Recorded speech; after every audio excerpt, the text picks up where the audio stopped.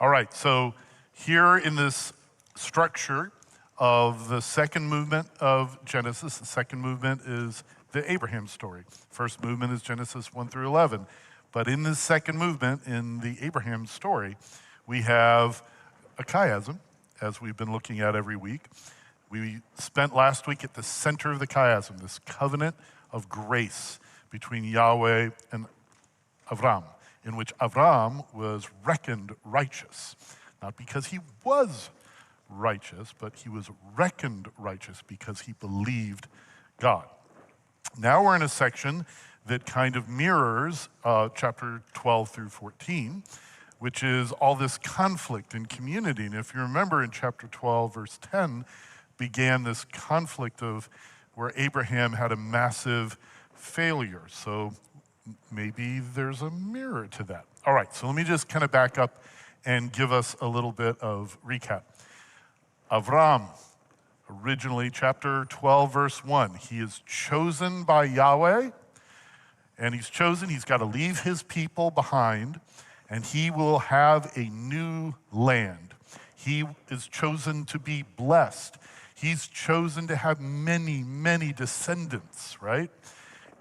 Most importantly, I say most importantly because it gets left out in a lot of people's thinking. Big theme, and mentioned multiple times in verses 1 through 9, is he's chosen to, through his descendants, bless all the families of the earth.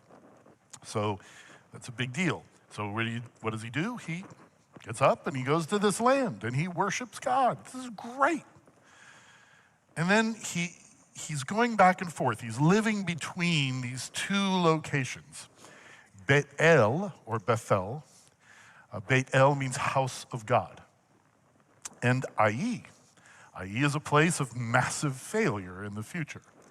So, but in real time for the people that are reading this. So he's living between doing things God's way and massive failure. So what's it gonna be? Well, it's a theme in the story of Abraham. God's way and failure. So the first thing he does is he goes to Egypt. He misrepresents his wife as his sister. And Pharaoh, when he takes his wife into his household, he gives Avram a whole bunch of gifts, including female slaves. A little asterisk by that. And it's a failure. It starts with a big, big failure.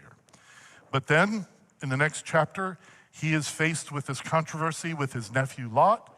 And they both are kind of fighting over the same land. This is, oh no, it's another Cain and Abel story here. But no, Avram, what he does is he shows grace to Lot. He gives him the pick of whatever it is that he wants. So this is God's way. This is a past. This is a Bet-El moment. This is not an Ai moment. And then he tithes, in the next chapter, he tithes to the priest of the Most High God. And he's gracious to, but not cozy with, the king of Sodom. So another God's way. He's doing things God's way with grace and truth. And then last week we find he's got doubts, but he believes God's promise. And he believes in God. And because of that, he's reckoned righteous. This is God's way again. This is great. Avram, he's like passing all these tests. I mean, the first one, that's a mulligan, right? But there's a whole bunch more Bet-El than there is Ai. And he's already entered into this covenant last week, chapter 15, with Yahweh. He's been reckoned righteous, so what's next? Massive, massive failure is next. So, chapter 16, verse 1. We're going to read the whole thing. Now, Sarai, Avram's wife, had not borne him a child, but she had an Egyptian slave, a woman, whose name was Hagar. So Sarai said to Avram, see now, more seeing words, see now, the Lord has prevented me from bearing. Please have relations with my slave woman. What a line. Perhaps I will obtain children through her. And Avram listened to the voice of Sarai. I've highlighted that for a reason. And so after Avram had lived 10 years in the land of Canaan, Avram's wife Sarai took Hagar the Egyptian, her slave woman, and gave her to her husband Avram as his wife. Took and gave. Highlighted those for a reason. And then he, this is Avram, had relations with Hagar. And she conceived. And when she became aware that she had conceived, her mistress was insignificant in her sight. So Sarai said to Avram, "May the wrong done to me be upon you."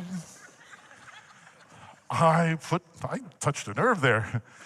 "I put my slave woman into your arms, but when she saw that she had conceived, I was insignificant in her sight. May the Lord judge between you and me."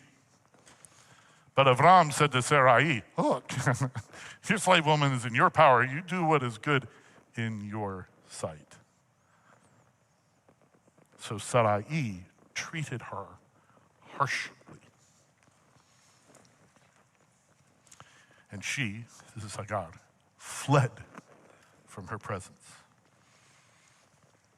Now, the angel of the Lord found her by a spring of water in the wilderness. By the spring on the way to Shur, you know that spring?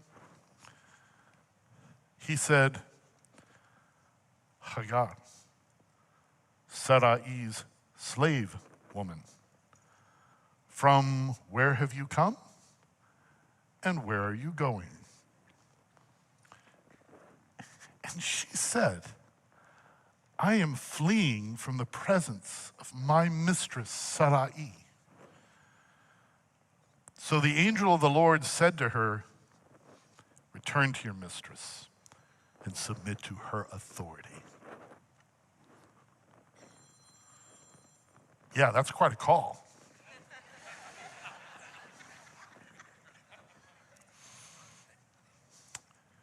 Then the angel of the Lord said to her, "I will greatly multiply your descendants so that they will be too many to count."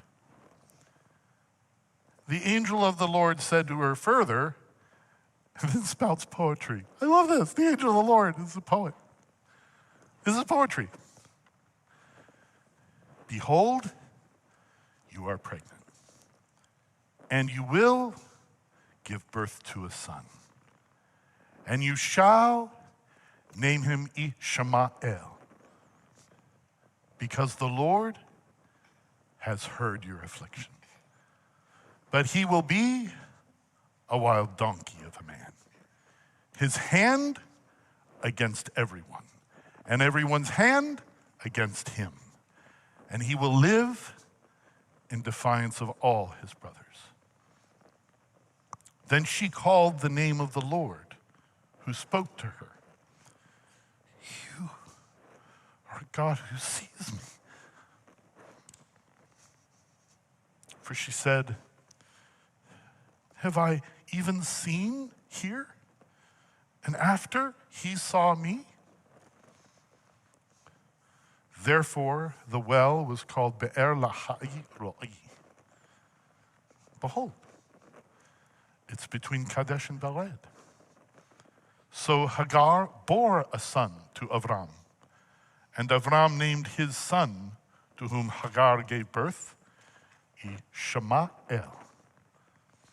Avram was 86 years old when Hagar bore Ishmael to him.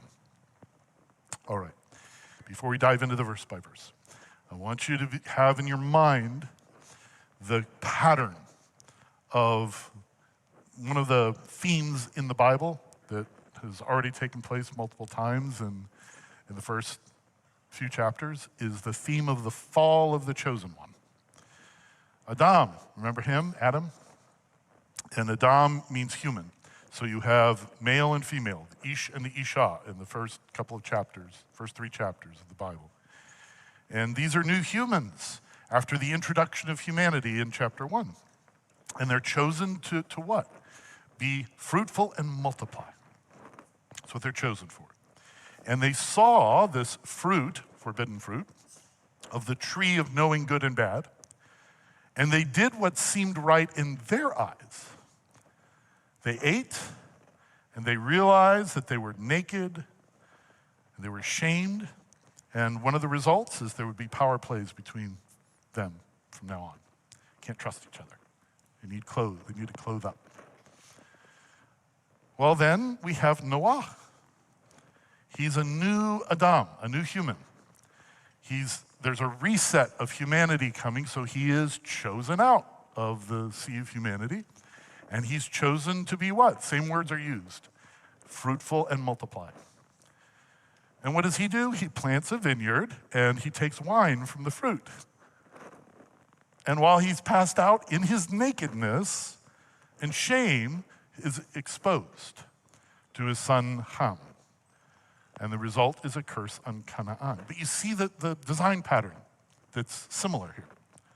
Well, now we have Avram, and he is a new Adam. He's a new Noah after the reset of humanity following the scattering of humanity in the Tower of Babel incident, right? All these families of the earth are dispossessed from the inheritance of Yahweh. Now there are all these different families of nations and tribes and peoples and ethnicities. And out of that, from like the worst area possible, is chosen Avram from a family of idol worshipers. But he's chosen, and he is told that he will be fruitful and multiply. All these descendants, right? And what does he do? He lives by these trees, Moreh and Mamre. Why are all these trees being mentioned? And now there is a fruit being offered to him that seems good to the eyes, seems right in the sight of.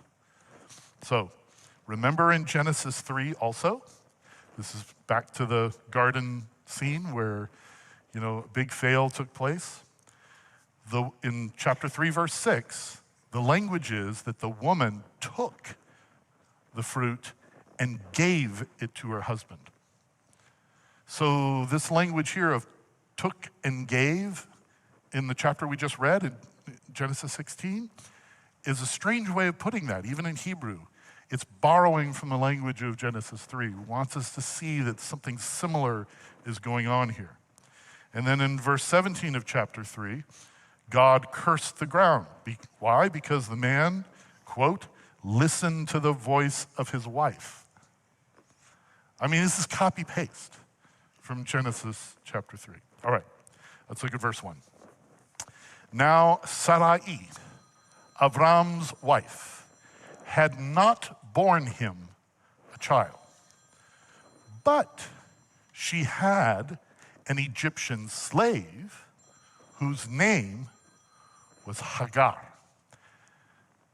Name has an interesting ring to it, doesn't it? I'm sorry, I can't resist. So really, since chapter 12, we really haven't heard about Avram's wife, have we? She is the same person that Avram used himself as forbidden fruit to protect himself from the Egyptian Pharaoh. So he's used her in a way that is not kind. And now she comes up again. It says that she had not borne him a child. So in the ancient Near East, in that culture, if a couple was childless, it was almost always believed, this is just a cultural stream belief here, that it must be the woman's fault for being in fertile soil. So culturally, societally, and all the people that were with them, the pressures on Sarai, how come you haven't had a child which was promised by Yahweh? What's wrong with you? This is an understood thing to an ancient reader. I know it's not explicit in the text, but it's just how culture worked then. So she had an Egyptian slave woman whose name was Hagar. Where did Sarai get this Egyptian slave woman? Where did she come from? She came from Genesis chapter 12, verse 16, when she was, taken into Pharaoh's household because Avram lied about the fact that, he omitted that she was his wife, and he called her his sister, which is kind of half true, but omitted that it was his wife, and these plagues fell upon Egypt. So, but in the taking of this beautiful woman into his house, Pharaoh is like, here, you can have all these gifts, and among those gifts, donkeys, there were oxen and camels and all this great stuff, and also male and female slaves, and that's the center of a little chiasm there, because it's coming to be important right now. And her name is Hagar. So what does Hagar mean? It's very interesting. The root of the name Hagar, it's probably a nickname, means immigrant. It means immigrant. And that's exactly what she is, among other things. So one of the things that an ancient Israelite reader would see here is, oh yeah, I remember what the law says we're supposed to do with immigrants. We're supposed to treat them with kindness and mercy and favor because we were once immigrants and slaves in Egypt. So her being named or nicknamed immigrant is definitely supposed to activate this thought in the minds of the ancient Israelite reader.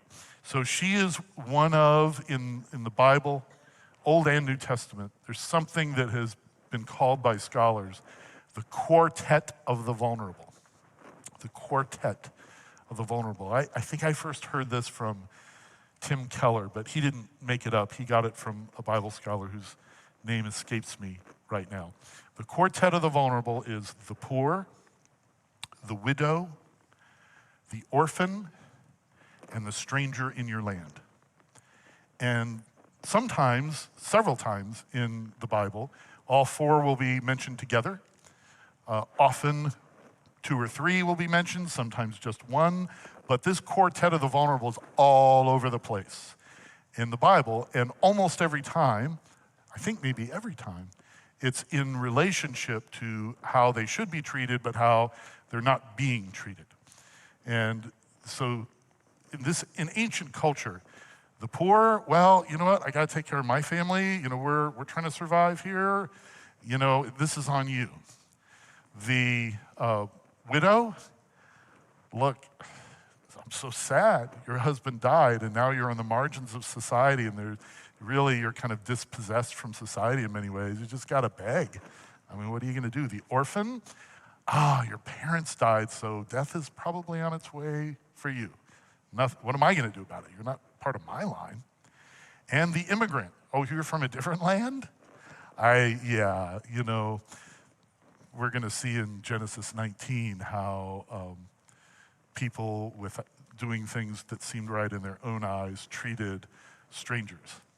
But the Israelites were told you're not supposed to treat the poor, the widow, the orphan, or the stranger in your land the way that these nations around you are treating them as they've been taught by the corrupt spiritual powers. You're supposed to be completely different. So here's Hagar. She is apparently without a husband. So is she fall into the widow category? Maybe. She's without her family. Is she in an orphan category? Could be. She's a slave, so she's poor. And she's a stranger in the land. She is the quartet of the vulnerable. All right, this is a different perspective, isn't it? But it's here. It's here. So we just gotta reckon with this as we try to cope with this story, because biblical authors have several things that are very important to say. Verse 2, that was just verse 1. All right, let's move along. So Sarai said to Avram, see now, the Lord has prevented me from bearing. Children is added by the translators to help understand. Please have relations with my slave woman. Perhaps I will obtain children through her. So see now, Avram and Sarai, they have a choice on how to see Yahweh's promises. By trusting Yahweh and waiting, or by just doing what seems right in their own eyes and helping him out. It's kind of like, do we trust Yahweh to teach us the difference and the knowledge of the difference between good and bad? Or do we just take that fruit for ourselves? You see the parallel? So who does Sarai blame for her infertility? She blames God. The Lord has prevented. So this is a callback to this, hey, hasn't God said that you may eat from every tree in the garden? This questioning of God, this throwing God under the bus. This is, again, activated in the mind of the ancient reader. Have relations, which is, it's talking about sex here, but it's equivalent to take this fruit. In the story, Sarai is fulfilling the narrative role. I'm not saying she's the devil, okay? Not saying that, clearly. But there's a narrative literary role that's being played here, both the serpent and also the woman. She says, perhaps I will obtain children through her. And there's this Hebrew word that's used here, banah, which is a very strange word to use for obtain. Literally, it means build. And it's the same word that Yahweh uses what the narrator uses when Yahweh builds a woman from the side of the man in Genesis 2:22. It's also the same word that the men built the Tower of Babel. So they banad it in Genesis 11:5. So here, the Ish and the Isha in Genesis 3, that's the male and the female, Adam and Eve, we say. But they're both human. Eve hasn't been named yet. They didn't want to wait to receive knowledge of good and evil on Yahweh's terms and in Yahweh's time in Genesis 3. But they chose to just take it on their own terms, and then Sarai gave to her husband. Sarai and Avram don't want to wait to receive the promise on Yahweh's terms, same thing. But they choose to take it on their own terms by oppressing this immigrant. In the narrative structure here, we don't see anything about Hagar having any say in this matter, nor would we expect it to as a slave. So this is done to her. And I know this is uncomfortable, but the biblical authors want us to read it this way. And what happens? Avram listened to the voice of Sarai. That's from Genesis 3:17, as we said. This is a replay of the fail in the garden. Verse 3, and after Avram had lived 10 years in the land of Canaan, Avram's wife Sarai took Hagar the Egyptian, her slave woman, and gave her to her husband Avram as his wife. Call back to Genesis 3. The Isha, or the woman, took the fruit and gave it to her husband who was with her. So we are supposed to see that Genesis 3 as a template, a design pattern, over which something similar is going on, but with some twists. There are twists to this one. It's the way biblical writing works. Reading it this way does give a whole different perspective, doesn't it? Verse 4. Then he had relations with Hagar, and she conceived, and when she became aware that she had conceived, her mistress was insignificant in her sight. So there's a mixture of the garden narrative, and now we have something happening that reminds us of Cain and Abel. Remember, one was shown favor, one wasn't, and there was conflict between them. Well, this is a little bit of a reversal of that, but it's the same thing. Now you have this almost like a sister relationship, which gets repeated in future stories in Genesis. And there's conflict because of envy and because of, oh, I'm better than you. And this whole thing is happening that all started on page 3 of the Bible. So Sarai is exposed as a barren one in the sight of Hagar. And Sarai feels naked. She feels ashamed. So what does she do? She says to Avram, may the wrong done to me be upon you. I put my slave woman into your arms, but when she saw that she'd conceived, I was insignificant in her sight. May the Lord judge between you and me. So remember the Cain and Abel story. When Cain's sacrifice wasn't favored, but his latecomer brothers was favored, who's he? He's born after me. His face fell. He became angry. Sarai's angry words are the verbal equivalent of Cain's anger. Same thing going on here. So Sarai expects the Lord to bring justice for her in the midst of their own sin. Verse 6. But Avram said to Sarai, look, another vision, look all these vision words. Look, your slave woman is in your, by the way, these vision words are gonna come to, there's gonna be a payoff, but it's gonna be in chapter 22. Just hang in there, hang in there. Your slave woman's in your power. Do to her what is good in your sight. Always a bad phrase. So Sarai treated her harshly, and she fled from her presence. So do what is good in your sight. It introduces a huge narrative theme throughout the Hebrew Bible. It's in the book of Judges multiple times. And this is a time when people did what was right in their own eyes, and Judges is a train wreck. So it's never, ever good. Avram, by permission, and Sarai, by commission, they oppress Hagar even further. I mean, they've already just decided on themselves that she's going to have relations with this 86-year-old dude. And, she has no choice in the matter. Now, Sarai gets to treat her harshly as well. I know the coping strategies we have for this story I'm hoping are slipping away. And the coping strategies we have are, well, who is she anyway? She should just have submitted to their authority. And when she started looking down on Sarah, I mean, that's terrible. And, besides, there's all kinds of reasons we don't like Hagar. And then in a future chapter, well, Ishmael was making fun of Isaac, so they deserve whatever they get.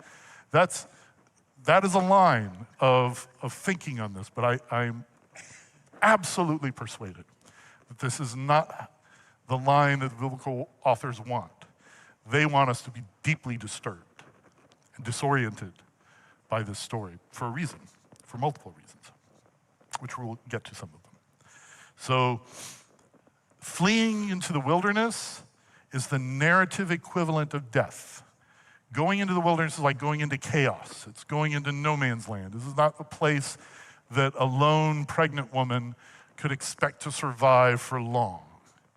This is exile, self-imposed in this case. But she would rather have chaos and death than whatever it was that Sarai was doing to her.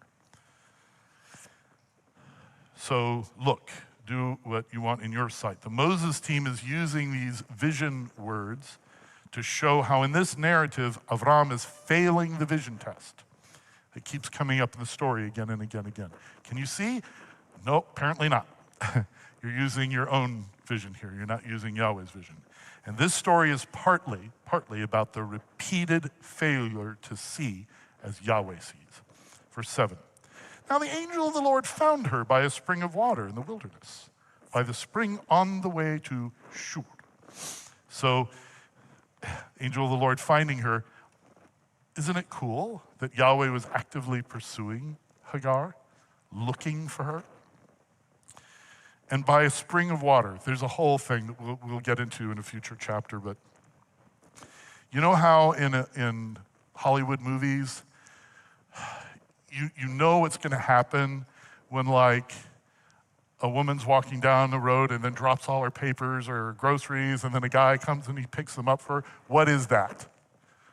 It's a romance. It's a type scene, right? They're going to be together at some point by the end of the movie, like every time. Well, in the Bible, there is one of those, and it's meetings at wells or springs. So we don't have the full picture of it yet. We will by the end of this class, but a fuller picture. But meeting a woman by the well is like there's all kinds of marriage overtones, which gives some powerful meaning to John chapter 4 and the woman at the well, doesn't it? Who had 5 husbands, and the one she was with wasn't her husband. She needed the real husband, like we all do. Okay, so by the spring on the way to Shur, the way to Shur is like a stop on the way to Egypt. So the idea here is she's heading back home to her people, to Egypt. Verse 8, he said, this is the angel of the Lord speaking, Hagar, Sarai's slave woman, from where have you come, and where are you going? And she said, I'm fleeing from the presence of my mistress Sarai. What possible important things could be going on in this verse? Oh, so many. We're going to hit just a couple of them. The questioning of the angel of the Lord, or the questioning of the Lord, is a repeated pattern from Yahweh's questioning the man and the woman in the garden. Hey, where are you? Does Yahweh know where Adam is? You know, is like, can you hide from God? And then he repeats questions, you know, in chapter 3. You know, did you do this? Why did you do this? Did you take from the tree? You know, why is he asking these questions that he already knows the answer to? The reason is this. Oh, and Cain even. Hey, where's your brother? He knows. This kind of questioning in the Hebrew Bible, especially, this kind of questioning is God giving an opportunity for somebody to come clean. Which, if you go back and read Genesis 3, the man and the woman, they don't come clean. They just start throwing people under the bus, right? In fact, the man throws God under the bus. Says, you know, the woman you gave me. I mean, it's like they don't come clean. Cain, he doesn't come clean. Am I my brother's keeper? How should I know? They just, you know, misdirect or straight up lie or throw or blame somebody else. But Hagar does not do that. So she's just being asked, hey, are you an escaped fugitive slave? And she's like, yeah, I am. I ran away from my master. That's a huge admission in the ancient world. But she's like the first one who fesses up in the biblical narrative. This is huge. So it's confusing to the Israelite reader because she's supposed to be the bad guy.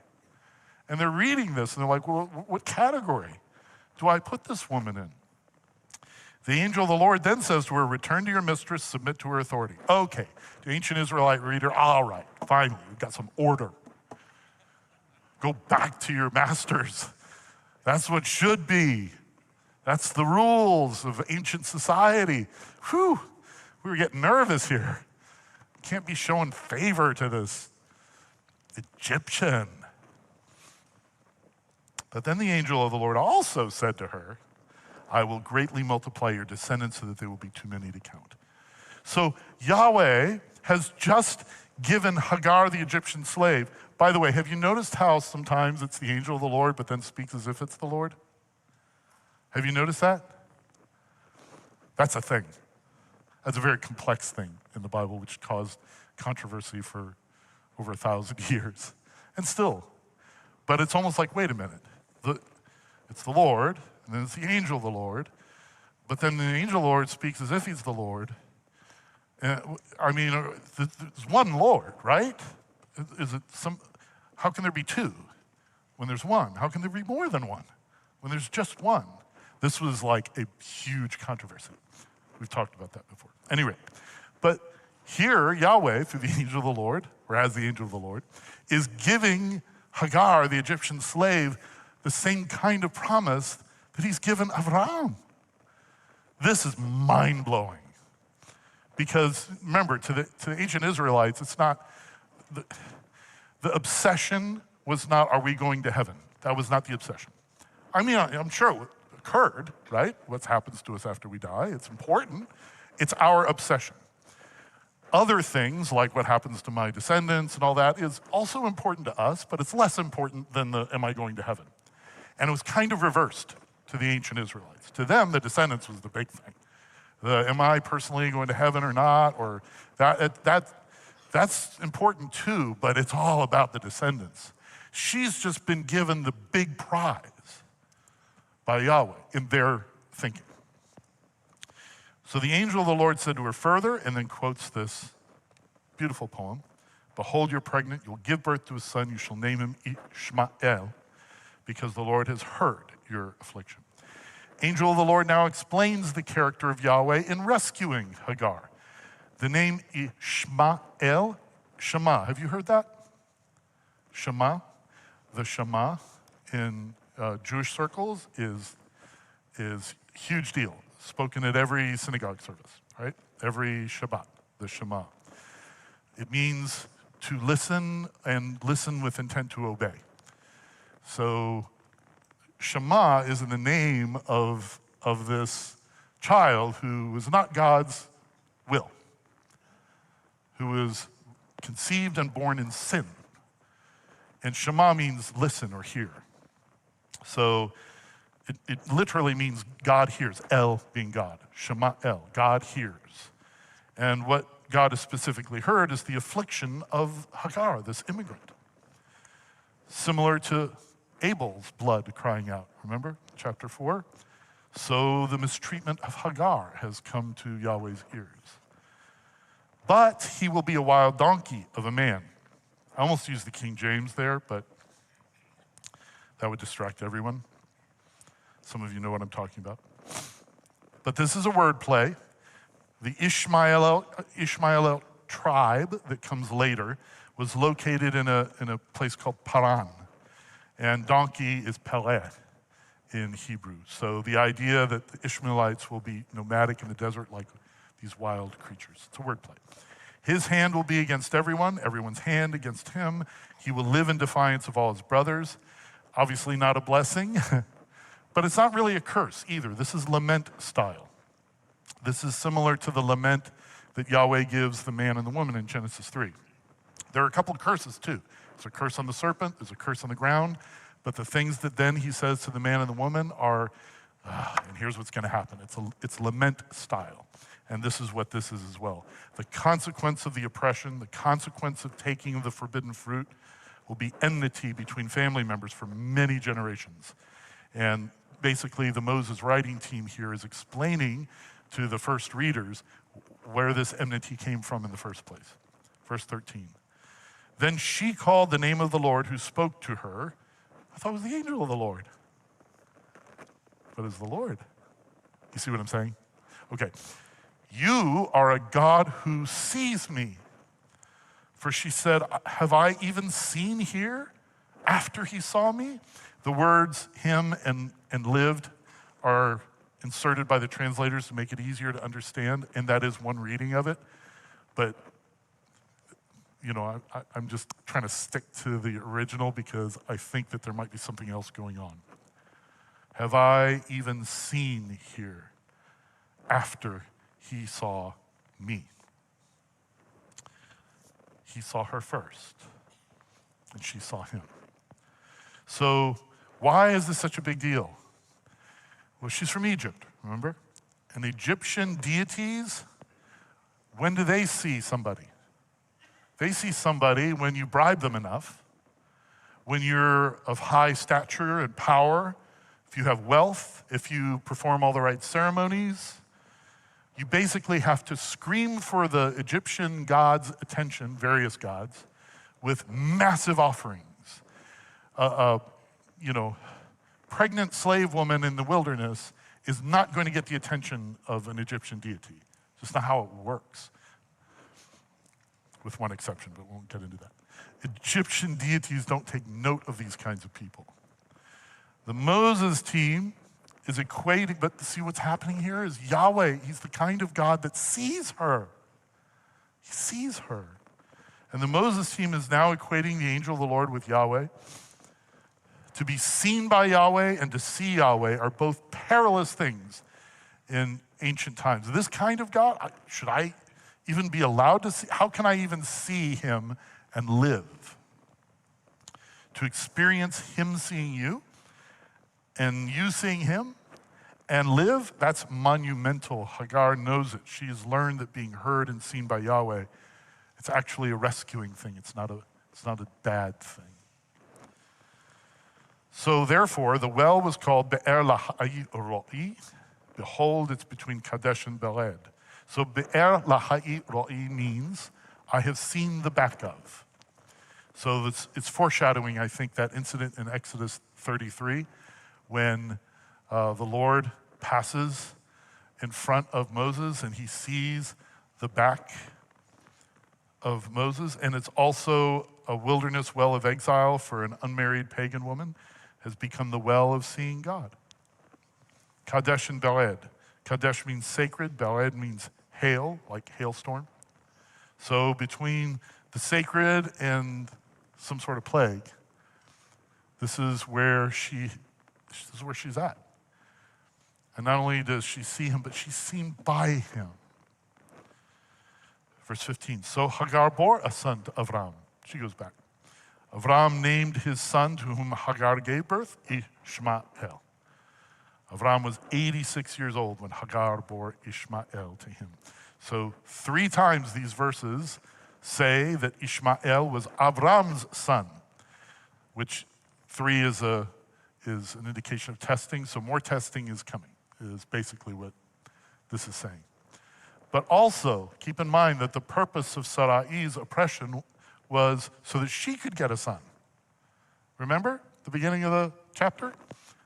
You take my slave woman so I can have a son through her. And she's not mentioned once in these verses at the end.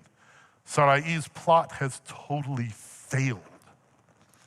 Ishmael is most certainly not her son, which is going to come up again in a few weeks. I like what Kenneth Matthews in his commentary on Genesis 11 through 50 says. The theology of the marginal peoples, think Quartet of the Vulnerable, marginal peoples, shows an apparent ambiguity in evaluating foreigners. What do we do with that? They're outside the covenant, yet they have a place if they submit to it. Israel's general sympathy toward outsiders was motivated by the outsider status the fathers and enslaved Israel experienced. Hagar and Ishmael typify in reverse Israel's experience of Egyptian hostility, expulsion, and flight. Hagar and Moses share in a pattern of events. They're oppressed. There's a flight in the desert where a theophany occurs, and a return and expulsion when miraculous deliverance occurs. This is the same thing. Hagar is like a foreshadowing of Moses. I know, think of it that way. That's wild, isn't it? But this is what they're doing. The historical irony in Hagar's revenge is the Egyptian enslavement of Sarai's descendants, which is, I think, most clearly typified, as we talked about a little bit last week, in the story of Joseph. Joseph's story is, among other things, a meditation on Exodus 32, verses 6 and 7. That whole God visiting the sins of the fathers in the third and fourth, or we will not acquit the sin up to the third and fourth generation. Well, Joseph is the fourth generation from Avram. And what happens to him? He's enslaved by the Egyptians and oppressed. But the big thing is why? Why is he treated this way? Is it just so God can punish Avram, who's dead by that point, through Joseph's suffering? Absolutely not. The story is the suffering is not just for that at all. The suffering is used by Yahweh to save his family and save his people. What men intended for evil, God intended for good. So that's the meditation on this whole generational sin thing. God will use it for good.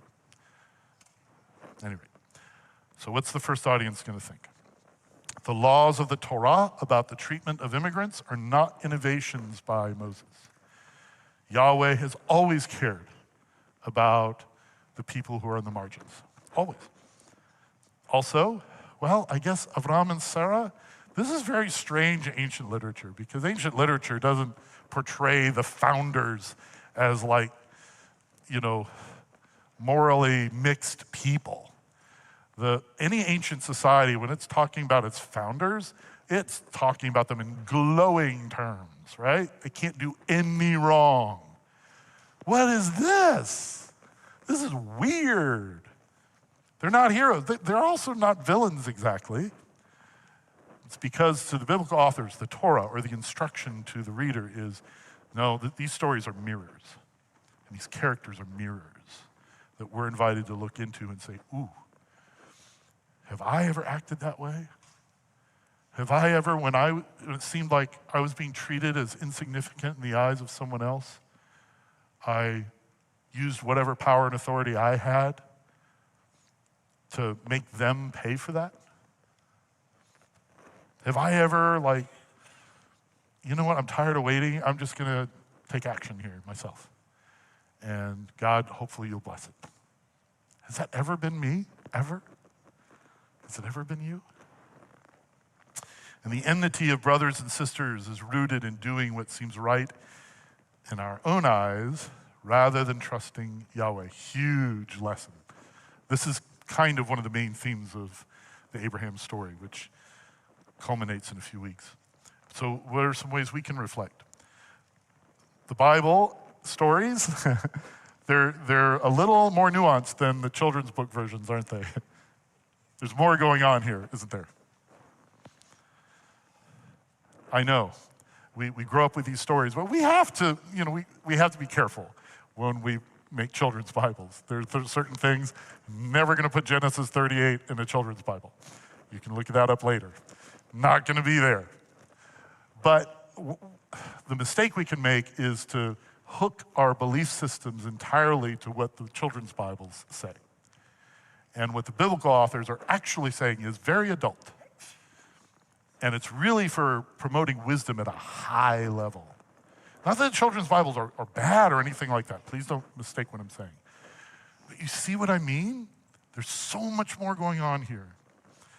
Plans that involve oppressing the vulnerable and forcing people to do wrong against their will doesn't actually produce the righteousness of God. Now, God can redeem it, but that's not how you produce doing right by God and others.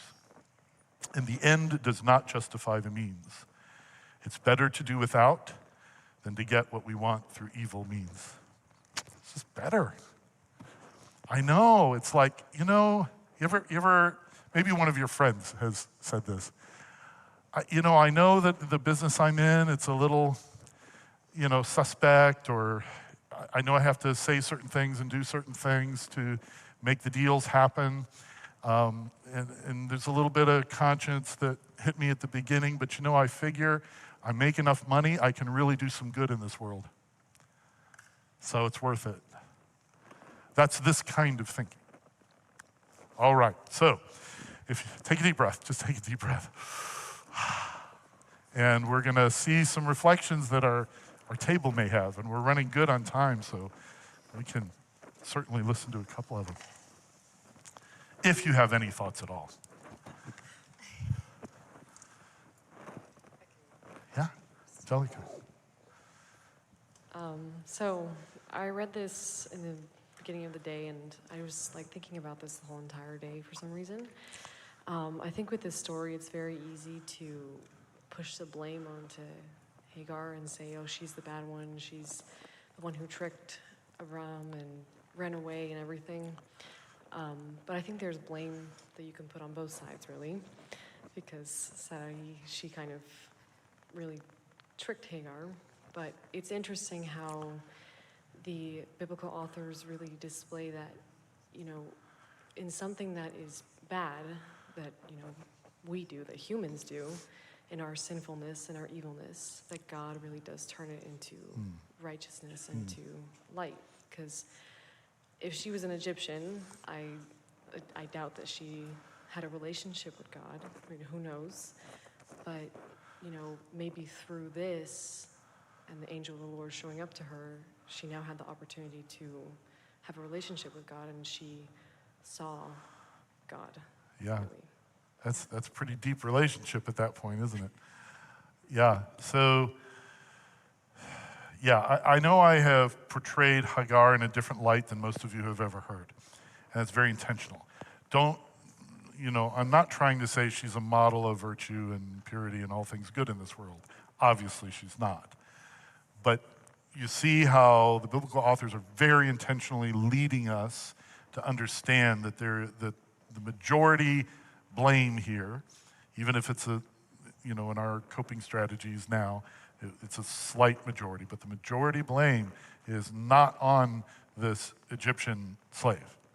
It's on Avram and Sarai, which that's so disorienting for us because we're like, aren't these heroes aren't they in the Hall of Faith in Hebrews 11? Yes, they most certainly are.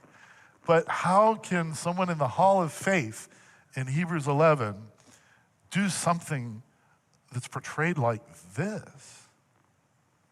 And it's not the only bad thing that's going to happen. It does kind of get worse. Okay. You already brought up this point, but it's one of the biggest takeaways I got from this section is the fact that, they're mirrors. And we look at them and say, how could they have done this? I mean, God promised to both of them that they would have a son and that the generations in the future would come from them. But you pointed out the fact that, how often we do this in our own lives. God has a plan for us. We're praying for something. And, we want it now. I mean, your sermon on Sunday brought that up. You can order something this morning from Amazon. It'll be here this afternoon, this evening. And we're used to that instant response. And, they were waiting for years. And Sarah, I thought, well, obviously God wanted me to work through my slave. I mean, isn't that what he told me? I mean, obviously he didn't say that, but they were getting impatient. And I'm not trying to justify what they did. Obviously, they made a big mess of things. Yes. But, sometimes we try to fix things, and we make a horrible mess. Yeah. Nothing this bad, obviously, hopefully. But, they're human. And like you said, they're not heroes. They're not, they're not criminals. Yes. They're just human. And they're trying to follow God's plan. And, obviously, they fail the test sometimes, and so do we. Yeah. Yes, we do. But it provides a tension, doesn't it? We're like tense. We're like, what is going on here with these people? I thought this was the Bible. They're not supposed to do stuff like this. Or if they do, there's got to be clear reasons why. I need my coping strategies back to say, no, they're in the right. Hagar somehow has completely brought this upon herself and whatever. And, I'm sure there is a little bit of that. But you see how the biblical authors they're shaking us. They're shaking us on purpose. And they're doing it because of what's to come in the story. So, yeah. Okay, I guess we have time for some Q&R. Are there any questions today? Because it's kind of like not a day that we would have any questions. There is a lot of questions. Okay, So. well, we'll get to a couple of them, hopefully. There's two questions that came in that are kind of along the same lines, so I'm going to ask them together. It's about the action of Sarai giving her slave to make children. What she does to obtain children through Hagar, was it common for children to be born of a slave and then have them be considered her children? And then, is that a common situation back then? Was it normal for people to do that if they were barren and they really wanted kids or something like that? Right, yeah, a surrogate parenthood. Of ways, Yeah. Oh, yeah. Yeah. I mean, I don't know, ultra common, but in the ancient world, especially a slave, is not seen. A slave is used. You see, I mean, this whole model of humans being in God's image, male and female, from Genesis 1, has devolved to this point of slavery. The Bible, in many ways, there's many things that the Bible calls out as wrong without having an explicit statement. This is wrong. It shows it through stories. And now we have the story where someone is a slave, because slavery was like electricity in the ancient world. It's just it was everywhere, right? And a slave is not being treated like a human. And so then the slave starts acting like them.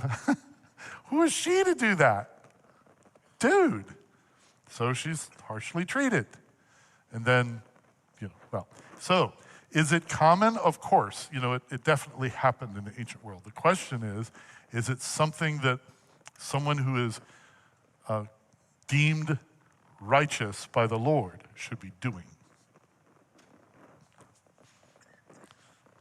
When the word Lord is in all caps, is that an indication of the pre-incarnate visit of Jesus?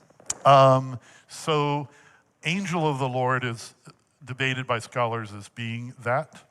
Lord in all caps, I believe that this is how the New American Standard does it. I know it's how the King James does it, is what the translators will put for when the name of God is used. So Adonai is what Lord is in Hebrew.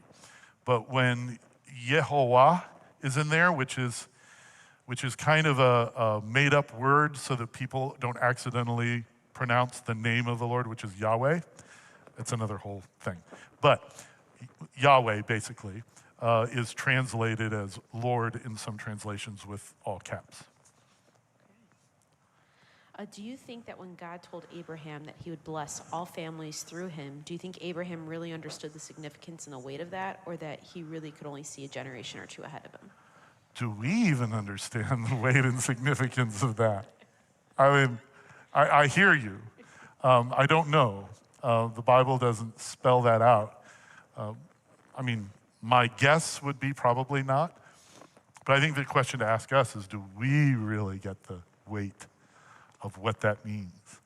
That through Avram's seed, which, spoiler alert, it's Jesus, all the nations of the earth will be blessed. And what does that mean? What does it mean for me? What does it mean for us as believers, as a church community? What is that saying? I think is far bigger than we think. Who are Ishmael's descendants today? Oh, yeah, so, all right. Well, for one thing, children of Abraham, right? Promised by God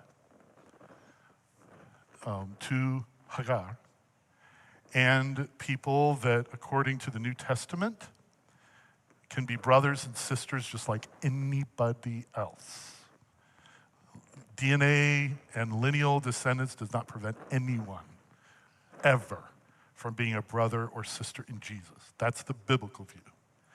Now, we have this other whole thing, from a historical lens that I guess I need to bring up.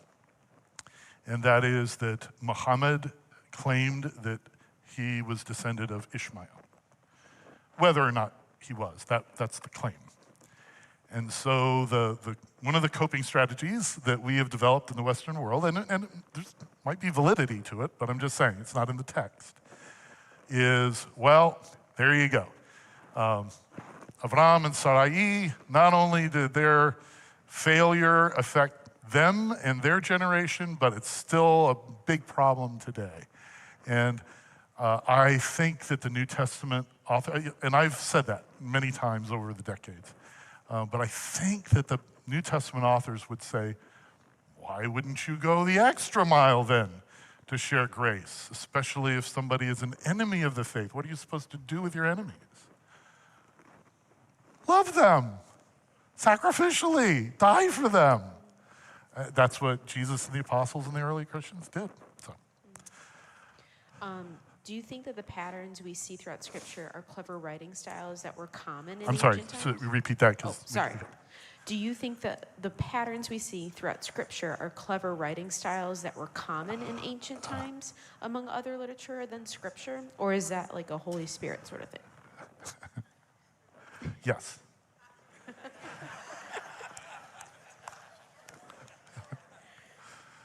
Yeah. So remember that I think the claim of the scriptures is that the events are like the bones. These things happened. But that's not where the wisdom comes from necessarily. The wisdom comes from how they're written and how the Holy Spirit inspires these authors to talk about these things. I will say that in other ancient literature, there are hints of this. There are chiasms, for example. There's, poetry and so forth. But the intensity of this literary genius is unique in the ancient world. It's unique today. It just blows everything out of the water. When you see what is being done here and the literary allusions, the word plays, even the visual word plays for how the Hebrew words look, it's a mind-blowing. And nothing really exists like this either before or since. So, Father, we just thank you so much for your love and for your wisdom. Thank you for your word.